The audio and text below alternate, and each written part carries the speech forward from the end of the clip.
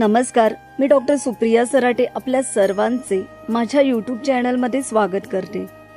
मित्रमैत्रिणींनो, चैत्र महिन्यातील शुक्ल पक्षाच्या 9व्या तिथीला रामनवमी साजरी केली जाते।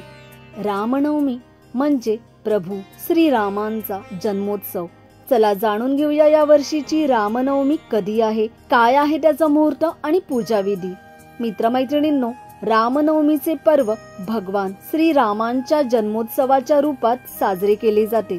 वाल्मिकी रामायणानुसार भगवान श्रीरामांचा जन्म चैत्र महिन्यातील शुक्ल पक्षाच्या नवमीला कर्क लग्नात आणि अभिजित मुहूर्तावर झाला होता। रामनवमीचा चैत्र महिन्यातील नवरात्रीचा अखेरचा दिवस असतो।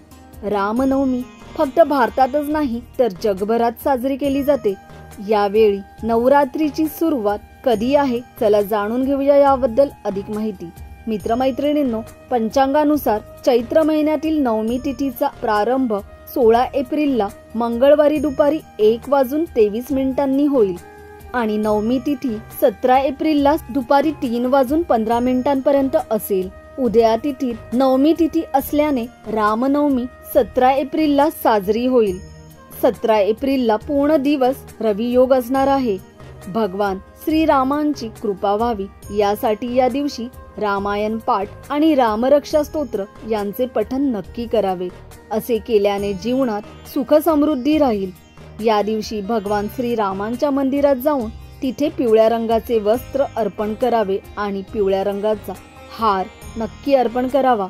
मित्रमैत्रिणींनो, रामनवमीच्या दिवशी प्रत्येकाला मंदिरात जाऊन दर्शन घेणे, पूजन करणे शक्य होत नाही। अशा वेळी घरच्या घरी श्री रामनवमीची पूजा कशी करावी याबद्दल आपल्याला मी या व्हिडिओमध्ये मार्गदर्शन करत आहे, तेव्हा हा व्हिडिओ पूर्ण पहा आणि सांगितल्याप्रमाणे घरच्या घरी नक्की रामनवमी साजरी करा, ज्यामुळे नक्कीच या पूजनाने आपल्या आयुष्यात सुख समृद्धी नक्की नांदेल आणि आपल्याला शुभ फलिते प्राप्त होतील। आपले अनुभव आम्हाला नक्की कळवा। मित्रमैत्रिणींनो, जर मंदिरात जाणे शक्य नसेल तर आपण ही पूजा घरी करू शकता। प्रथम पूजेसाठी एक लाकडी चौरंग घ्या, त्यावर लाल रंगाचे वस्त्र ठेवा। यानंतर भगवान श्रीराम, लक्ष्मण, माता सीता आणि हनुमान यांच्या मूर्ती गंगाजलाने शुद्ध करून चौरंगावर स्थापित करा।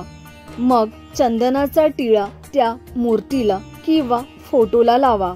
यानंतर अक्षदा, फूल अशी पूजेची सामग्री अर्पण करा। मग तुपाचा दिवा लावून रामरक्षा स्तोत्र, श्री रामचालीसा आणि रामायणातील श्लोकाचे पठण करा।